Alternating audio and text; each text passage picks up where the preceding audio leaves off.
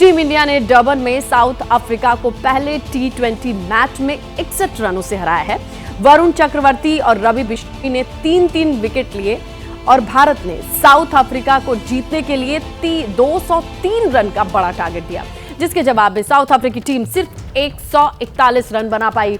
भारतीय टीम की तरफ से गेंदबाजों और बल्लेबाजों ने कमाल का प्रदर्शन किया। संजू सैमसन 50 गेंदों पर 107 रन की पारी खेले। संजू के शतक लगाते ही टीम इंडिया ने ऐतिहासिक कीर्तिमान बना दिया। भारत से पहले किसी भी टीम ने T20 क्रिकेट में 20 शतक नहीं लगाए थे, लेकिन यह रिकॉर्ड प्राउडली इंडिया के पास है। इस शतक के साथ ही यह रिकॉर्ड भी भारत के नाम हुआ। तो गेंदबाजी या बल्लेबाजी दोनों ही फ्रंट पर टीम इंडिया की यह विनिंग परफॉर्मेंस थी और इसीलिए 61 रनों की जीत भारत की। चलिए आगे बढ़ते हैं। अब बात करते हैं स्पेशल रिपोर्ट में महाराष्ट्र की। अगर महायुति जीती तो मुख्यमंत्री कौन बनेगा, इस पर अब तक सस्पेंस बना हुआ है। राज्य में अगर महायुति चुनाव जीतती है तो एकनाथ शिंदे रहेंगे या फिर उन्हें बदल दिया जाएगा, इस पर कोई भी खुलकर बात करने को तैयार नहीं होता है। लेकिन महाराष्ट्र में चुनाव प्रचार के दौरान अमित शाह ने बड़ा बयान दिया है। तो यहीं से बड़ी खबर निकल के आती है, जहां चुनाव प्रचार के दौरान अमित शाह ने जनता से अपील की कि महायुति को जिताएं, देवेंद्र भाई को जिताएं। महागठबंधन सरकार के अभी मुख्यमंत्री एकनाथ शिंदे हैं, लेकिन जिस तरीके से अमित शाह ने फडणवीस का नाम लिया, उस पर अब सियासी कवायद तेज हो गई है।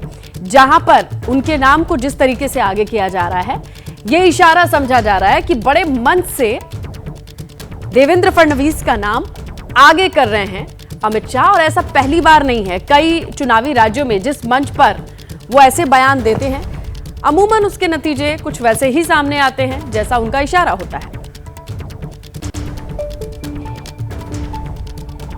1.5 महीने पहले पूरे महाराष्ट्र का दौरा किया हूं। जहां जहां गया, विदर्भ गया, मुंबई गया, कोंकण गया, कोल्हापुर गया, उत्तर महाराष्ट्र जलगांव गया, जहां गया वहां एक ही बात है, महायुति की सरकार बनानी है, देवेंद्र भाई को विजयी बनाना है। बड़ी खबर है महाराष्ट्र से, जहां बाबा सिद्दीकी को लेकर के एक और बड़ी अपडेट सामने आ रही है। बाबा सिद्दीकी मर्डर केस में नक्सल कनेक्शन सामने आया है। बिल्कुल, सूत्रों के मुताबिक हत्याकांड के 3 आरोपी झारखंड के नक्सल प्रभावित इलाके में फायरिंग की प्रैक्टिस के लिए गए थे, जहां तीनों आरोपियों ने AK-47 से प्रैक्टिस की थी। मुंबई पुलिस सूत्रों ने इस मामले में 3 गिरफ्तार आरोपी गौरव, रुपेश मोहोल और शुभम पुणे से झारखंड फायरिंग की प्रैक्टिस की बात ये सामने आ रही है। उनसे पूछताछ जारी है और पूछताछ में ही गौरव ने बताया कि झारखंड के नक्सल प्रभावित इलाके में इन्हें AK-47 दी गई थी, जहां उन्होंने फायरिंग की तैयारी की। हत्याकांड का आरोपी शुभम अभी भी फरार है, लेकिन 2 आरोपी पुलिस के गिरफ्त में हैं, जहां इनसे जैसे जैसे पूछताछ की जा रही है वैसे वैसे खुलासे हो रहे हैं। लेकिन इस बार ये नक्सल कनेक्शन बहुत बड़ा कनेक्शन बताया जा रहा है। सूत्रों के मुताबिक ये जानकारी सामने आ रही है कि AK-47 चलाने के लिए जो ग्राउंड चाहिए, जो पोजीशन चाहिए, जिस तरीके की प्रैक्टिस का एनवायरनमेंट चाहिए, ये सब कुछ इन्हें झारखंड जाके मिला। इन तीनों ही आरोपियों को झारखंड जाकर के AK-47 चलाने की ट्रेनिंग मिली। और देखिए बड़ी खबर आ रही है, जहां बाबा सिद्दीकी मर्डर केस और सलमान खान के घर फायरिंग मामले में गिरफ्तार लॉरेंस गैंग के गुर्गे से जुड़ी अपडेट। सूत्रों के मुताबिक मुंबई के ऑथर रोड जेल अथॉरिटी ने लॉरेंस बिश्नोई गैंग के आरोपियों को दूसरी जेल में शिफ्ट करने के लिए कोर्ट में अर्जी दी है। ऑथर रोड जेल अथॉरिटी ने गैंग वॉर का खतरा जताया है। ऑथर रोड जेल अथॉरिटी ने अपनी अर्जी में बाबा सिद्दीकी हत्याकांड में शामिल और सलमान खान के घर में फायरिंग करने वाले लॉरेंस बिश्नोई गैंग के कुछ सदस्यों को दूसरी जेल में शिफ्ट करने की मांग की है। जेल में लॉरेंस बिश्नोई गैंग के सदस्य 20 से ज्यादा इनकी कुल संख्या हो चुकी है। ऐसे में जेल में अपना अलग अलग गुट बना सकते हैं। और सूत्रों के मुताबिक इस समय बाबा सिद्दीकी हत्याकांड में 15 और सलमान खान के घर के फायरिंग केस में 5 आरोपी न्यायिक हिरासत में हैं। अब इनके एक साथ रहने पर ऑथर रोड जेल की जो अथॉरिटी है, जो मैनेजमेंट है, वो इस शक में है कि कहीं गैंग वॉर ना हो जाए। सेफ्टी के मद्देनजर इन्हें दूसरे जेल में शिफ्ट किया जाए, इसकी अर्जी दी गई है। आइए आगे बढ़ते हैं और बात करते हैं जम्मू कश्मीर में उमर अब्दुल्ला सरकार आने के बाद विधानसभा में आर्टिकल 370 को लेकर के गदर मचा हुआ है। कैसे घाटी में टारगेट किलिंग और टारगेट पॉलिटिक्स ये दोनों बढ़ गई है। स्पेशल रिपोर्ट में समझने की कोशिश करेंगे, जो है नई गदर 370।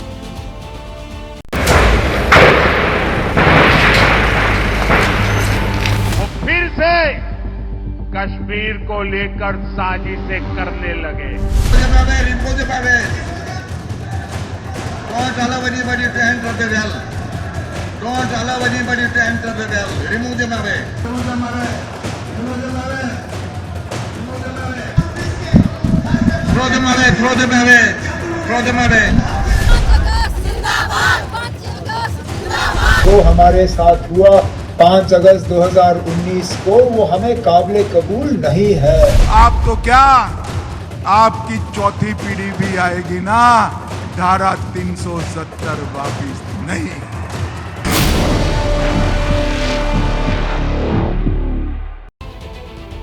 क्लियरली जम्मू कश्मीर विधानसभा के भीतर 370 पर गदर मचा हुआ है। हाथापाई, मारपीट, सदन के बाहर धक्के से लेकर विधायकों को बाहर निकाला जाना, ये सब कुछ देखा हमने। सवाल ये है, क्या 370 पर एक बार फिर सियासी संग्राम तेज हो गया है?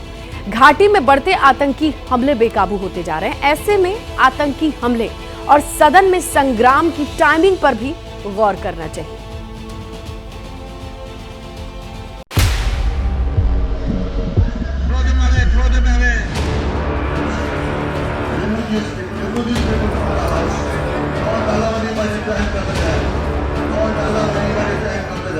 जम्मू कश्मीर में विधानसभा के भीतर हाथापाई करने वाले इन नेताओं से सवाल है कि क्या इन्हें आतंकी हमले में मारे जाने वाले परिवारों की कोई चिंता है?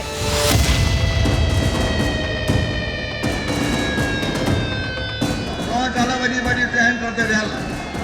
Don't allow anybody to enter the well. Remove them away. Don't allow anybody to enter the well. Don't allow anybody to enter the well. Remove them away. गिरबां पकड़कर सदन के बाहर घसीट कर ले जाने वाले इन नेताओं ने क्यों 370 पर नया गदर मचाया हुआ है?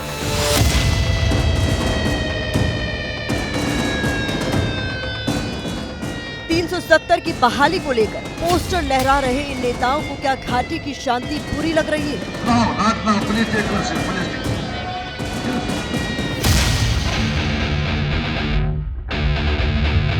क्या इन माननीयों को दिख रहा है कि देश के जाबाज अपनी जान की बाजी लगाकर भी आतंकवादियों को जहन्नुम भेज रहे हैं? तस्वीरें देखकर तो कहना पड़ेगा, शायद बिल्कुल भी नहीं। Don't allow anybody to enter the well. Don't allow anybody to enter the well. Remove them away. Don't allow anybody to enter the well. Don't allow anybody to enter the well. Remove them away.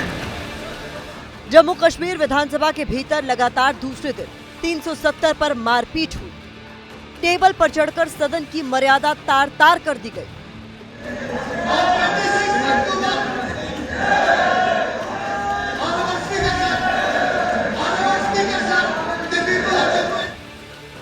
सत्ता पक्ष और विपक्ष के बीच सदन के भीतर युद्ध का मैदान बन गया। बीजेपी विधायक टेबल से कूदकर वेल में आ गए।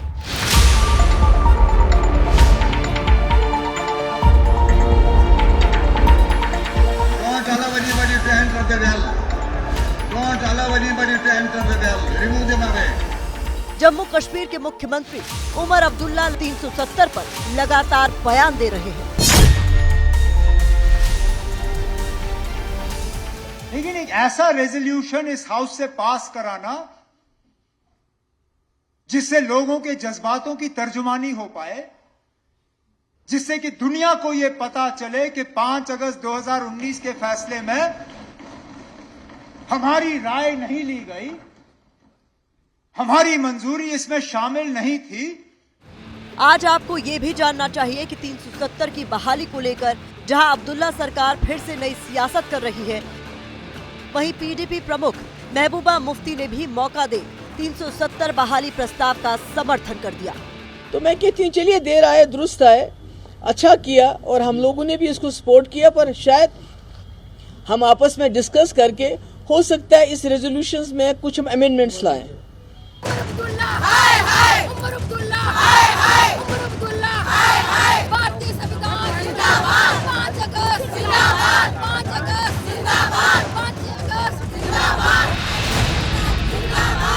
बीजेपी ने भी सत्ता पक्ष के खिलाफ विरोध प्रदर्शन तेज कर दिया है।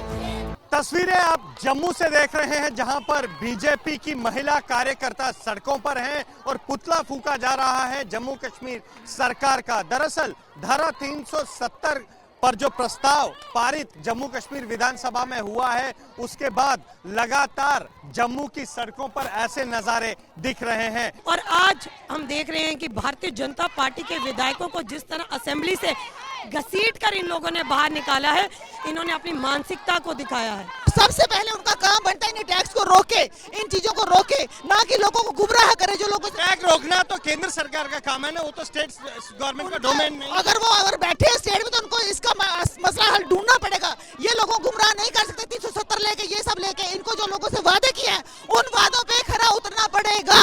जनता को जवाब देना पड़ेगा, बेरोजगार को रोजगार देना पड़ेगा, 200 यूनिट बिजली फ्री देने पड़ेगी, 12 सिलेंडर फ्री देने पड़ेंगे। प्रधानमंत्री मोदी और गृह मंत्री अमित शाह ने साफ कर दिया है कि 370 की बहाली का सपना ना देखें। जैसे ही कांग्रेस और इंडी गठजोड़ का जम्मू कश्मीर में सरकार बनाने का मौका मिला, वो फिर से कश्मीर को लेकर साजिशें करने लगे। मैं आज आप सबके बीच में कहकर जाता हूं, राहुल बाबा, आप तो क्या, आपकी चौथी पीढ़ी भी आएगी ना, धारा 370 वापिस नहीं आएगी। जबकि यूपी के मुख्यमंत्री योगी आदित्यनाथ भी आतंकवाद पर जमकर प्रहार करते नजर आए।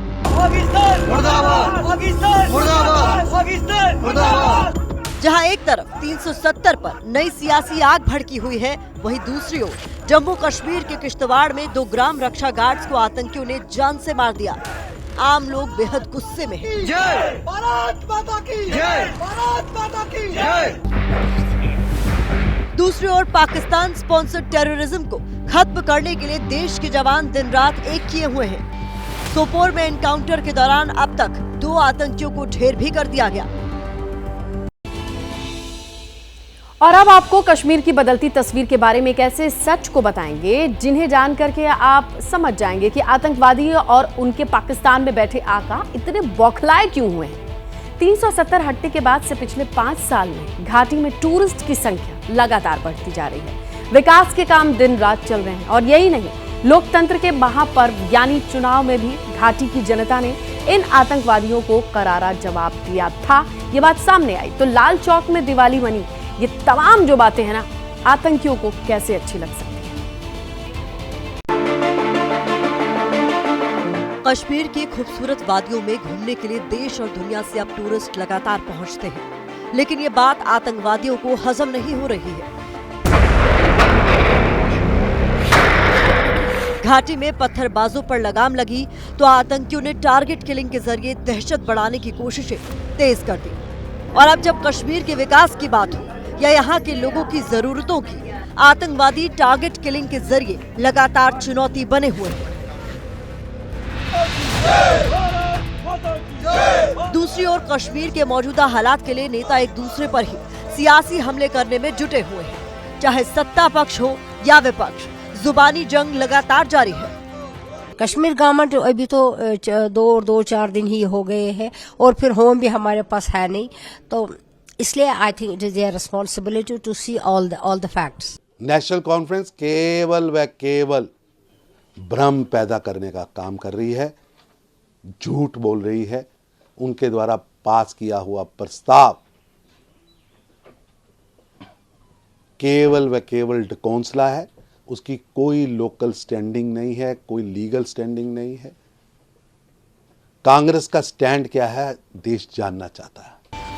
दूसरी ओर सुरक्षा बल आतंकियों पर लगातार नकेल कस रहे हैं। शर्मनाक घटना को अंजाम देने वाले जो टेररिस्ट हैं और उनके एसोसिएट्स हैं, उनको इन्होंने धर पकड़ा है और इसमें ये 3 लोग जो हैं इसमें अभी डिटेन हुए हैं। उनका नाम है उसामा यासीन शेख, उमर फयाज शेख और अफनान मंसूर शेख। इनका जो वाबस्ता है और इनकी जो कॉन्स्पिरेसी है, अपने हैंडलर्स जो पार पाकिस्तान में हैं, उनके कहने पर भी इन्होंने ये इस टाइप का जो है नृशंस कृत्य, जो कि बड़ा शर्मनाक इंसिडेंट था, उसको अंजाम मिलाए हैं। लेकिन उमर अब्दुल्ला की सरकार 370 पर संग्राम छेड़े हुए है। बड़ा आसान है 370 के हवाले से अब बात करना। जब बचाने का मौका था तब क्या किया? जब रोकने का मौका था तब क्या किया? वैसे 370 हटने के बाद से पिछले 5 सालों में अब तक 577 आतंकी घटनाएं हुई हैं, जबकि 147 आम नागरिक मारे गए हैं। 5 साल में 766 आतंकी भी ढेर किए गए हैं। दूसरी ओर 185 जवानों ने अपनी शहादत भी दी है। ये आंकड़े बताते हैं कि आतंकवादी और पाकिस्तान में बैठे उनके हुक्मरानों को ये बात हजम नहीं हो रही है कि आखिर जम्मू कश्मीर तरक्की की राह पर क्यों चलता जा रहा है।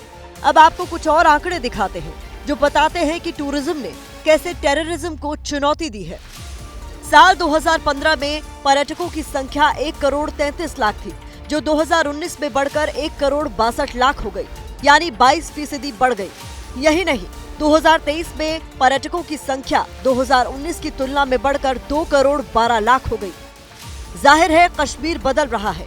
दुनिया भी जानती है कि कैसे धरती की जन्नत कश्मीर पर आतंकवादियों ने बुरी नजर गड़ाई हुई है, लेकिन भारत पर बुरी नजर रखने वालों के ये मंसूबे कभी कामयाब नहीं होंगे। और देखिए, महाराष्ट्र के चुनावी माहौल में नेताओं के बिगड़ते बोल भी चल रहे हैं। बीजेपी सांसद नारायण राणे ने सिंधुदुर्ग की सभा में उद्धव ठाकरे को लेकर के विवादित बयान दे दिया। अब आपको सुनवाते हैं नारायण राणे का वो बयान।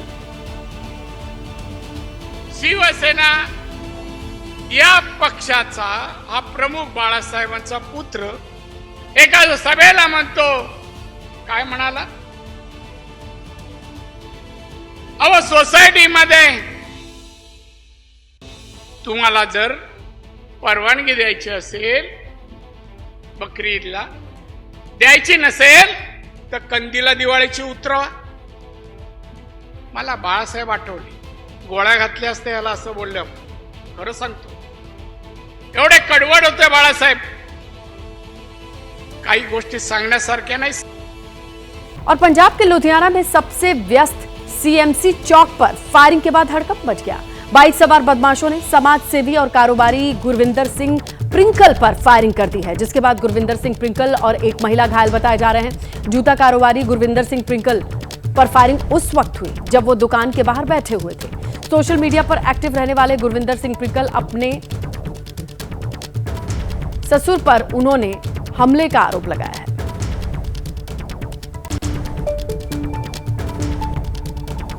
ਇਹ ਪ੍ਰਿੰਕਲ ਜਿਹੜਾ ਹੈਗਾ ਇਹ 3 ਨੰਬਰ ਏਰੀਆ ਦੇ ਵਿੱਚ ਇਹਦਾ ਇੱਕ ਸ਼ਾਪ ਹੈ, ਜਿੱਥੇ ਇਹ ਆਪਣੀ ਸ਼ਾਪ ਤੇ ਹਾਜ਼ਰ ਸੀ।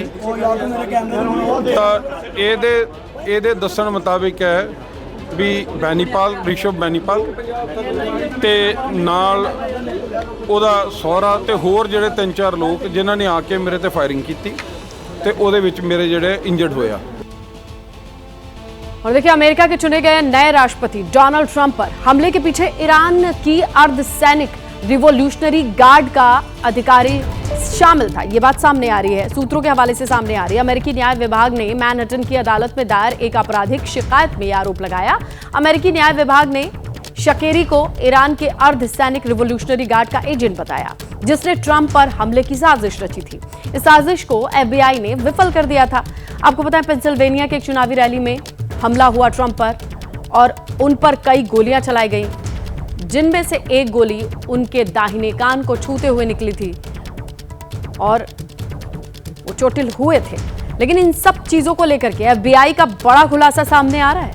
ईरान का कनेक्शन, क्योंकि जिस शख्स को मौके से पकड़ा गया था उसका कनेक्शन सामने आ रहा है ईरान से, रिवॉल्यूशनरी गार्ड से।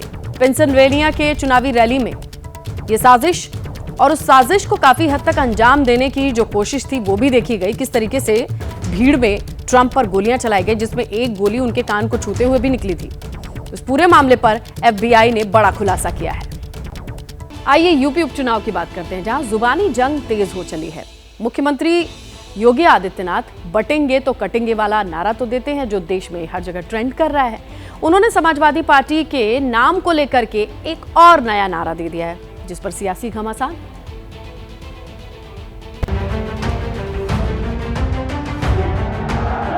पश्चिम यूपी के मुजफ्फरनगर में RLD प्रत्याशी के लिए जनसभा थी। मुख्यमंत्री योगी आदित्यनाथ के पहुंचने से पहले सिर्फ एक ही नारे की चर्चा थी, वो था बटोगे तो कटोगे वाला नारा। योगी चुनाव मंच पर पहुंचे तो लोग मानकर चल रहे थे कि आज फिर यही नारा लगाकर विरोधियों पर हमला करेंगे, लेकिन योगी ने समाजवादी पार्टी को निशाने पर लेकर मंच से एक नया नारा दे दिया। जहां दिखे सपाई वहां बिटिया घबराई, जहां देखे सपाई वहां बिटिया घबराई। इस नारे के साथ योगी ने मुजफ्फरनगर को 2017 से पहले का अखिलेश राज याद दिलाया। 18 से 17 के बीच में एक नारा चलता था और वो नारा होता था, जिस गाड़ी पर सपा का झंडा समझो बैठा है कोई। और बहनों और भाइयों, आज मैं कह सकता हूं कि जहां दिखे सपाई वहां बिटिया घबराई। सीएम योगी के बयान पर अखिलेश यादव ने भी बिना देर किए जवाब दिया। सोशल मीडिया एक्स पर अखिलेश यादव ने लिखा, डरे हुए इंसान की सबसे बड़ी पहचान होती है उसकी नकारात्मक बातें। जिनके पास अपनी कोई उपलब्धि नहीं होती वो दूसरों की बात करते हैं। नकली मुस्कान असलियत नहीं छुपा सकती। अगर प्रतिशत में समझो तो 100 की 100। भाजपा उपचुनाव में हार रही है 9 की 9। सीएम योगी और अखिलेश की ये सियासी भिड़ंत पोस्टरों की शक्ल में पूरे यूपी में फैलते हुए योगी की गृह जिले गोरखपुर तक पहुंच गई। बीजेपी के बटोगे तो कटोगे वाले पोस्टर के जवाब में शहर शहर समाजवादी पार्टी के जोड़ने वाले नारे नजर आने लगे हैं। किसके नारे में दम है, ये 9 विधानसभा सीटों के नतीजों से ही पता चलेगा। और अब बात करते हैं झारखंड में चुनाव की, जहां बड़ा चुनावी मुद्दा क्या है, बांग्लादेशी घुसपैठ या फिर से आदिवासियों को आदिवासी कहा जाए या वनवासी। झारखंड के प्रचार में राहुल गांधी ने एंट्री ली, बीजेपी पर हमले शुरू कर दिए।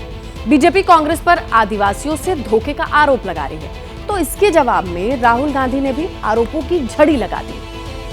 राहुल गांधी जिंदाबाद, राहुल गांधी जिंदाबाद। झारखंड विधानसभा चुनाव में आज राहुल गांधी ने प्रचार अभियान शुरू कर दिया। 2 दिन के झारखंड दौरे पर राहुल गांधी सबसे पहले सिमडेगा पहुंचे। मंच पर संविधान की लाल किताब निकाली, जो इन दिनों फिर से चर्चा में है। इस संविधान को खत्म करना चाहते हैं। सिमडेगा की जनसभा में आए लोगों को राहुल गांधी ने 2 शब्दों का फर्क बताया, आदिवासी और वनवासी। राहुल गांधी ने बताया ऐसा क्यों है, एक ही समाज के लिए अलग अलग नामों का प्रयोग किस लिए होता है। वनवासी और आदिवासी में जमीन आसमान का फर्क है। आदिवासी का मतलब वो लोग जो इस धरती के, इस देश के पहले मालिक और पहले निवासी थे। हम आपको आदिवासी कहते हैं क्योंकि हम जानते हैं कि हिंदुस्तान के पहले मालिक आप लोग थे। अब इन्होंने नया शब्द निकाला जो पहले अंग्रेज इस्तेमाल करते थे, वनवासी। वनवासी का मतलब आप जंगल में रहते हो। वनवासी का मतलब आपका कोई अधिकार नहीं है। अपने झारखंड दौरे के पहले दिन राहुल गांधी सिमडेगा के बाद लोहरदगा में जनसभा करने पहुंचे। राहुल गांधी ने कहा कि किसी भी क्षेत्र में आदिवासियों को भागीदारी नहीं मिल पा रही है। राहुल ने आरोप लगाया कि बीजेपी आदिवासियों से जीएसटी वसूलकर अडानी और अंबानी की जेब में डाल रही है। आपकी जमीन हो, जंगल हो, सबका सब आपसे छीनकर यही 10-15 इनके जो बड़े अरबपति हैं इनको मिल जाए। 16 लाख करोड़ रुपया नरेंद्र मोदी जी ने 25 लोगों का कर्जा माफ किया है। उनमें आपको एक आदिवासी नहीं मिलेगा, एक दलित नहीं मिलेगा। हिंदुस्तान के लोग, आदिवासी, दलित, पिछड़े वर्ग के लोग, इनकी इस देश में भागीदारी नहीं है, जुडिशियल सिस्टम में नहीं है। मीडिया में आप दिखा दो मुझे, आप मुझे मीडिया में, नेशनल मीडिया में एक आदिवासी एंकर दिखा दो। हमने कहा है कि झारखंड में राहुल गांधी के इन आरोपों पर बीजेपी का भी जवाब आ गया। झारखंड में प्रचार कर रहे असम के मुख्यमंत्री हेमंत बिस्वा ने पूछा। हेमंता ने आरोप लगाया कि राहुल गांधी और हेमंत सोरेन खुद आदिवासियों की दुर्दशा के जिम्मेदार हैं। राहुल गांधी को पूछना चाहिए कि कितना आदिवासी लड़का जुबा जुबाऊ को नौकरी मिला। आज झारखंड में आदिवासियों का जमीन घुसपैठिया लूट रहा है और घुसपैठियों को कौन संरक्षण दे रहा है? 1 नंबर हेमंत सोरेन, 2 नंबर राहुल गांधी। संविधान और दलितों पिछड़ों की भागीदारी के मुद्दे के सहारे ही लोकसभा चुनाव में राहुल गांधी बीजेपी को बहुमत से पहले ही रोक चुके हैं। अब इसी मुद्दे को जेएमएम और कांग्रेस झारखंड में भी धार देने में लगी है। क्या राहुल गांधी वाला नैरेटिव झारखंड में भी काम करेगा या काट की हांडी साबित होगा? ये 23 नवंबर को साफ हो जाएगा। और देखिए, महाराष्ट्र के चुनाव में बस 11 दिन रह गए हैं और हर दिन के साथ शब्दों के तीर और तेज होते जा रहे हैं। जलियांवाला बाग की भी एंट्री हो चुकी है। चुनाव प्रचार के दौरान दो बड़े नेताओं को जनरल डागर तक बता दिया गया। इसके पीछे की क्या वजह रही, देखिए इस रिपोर्ट में।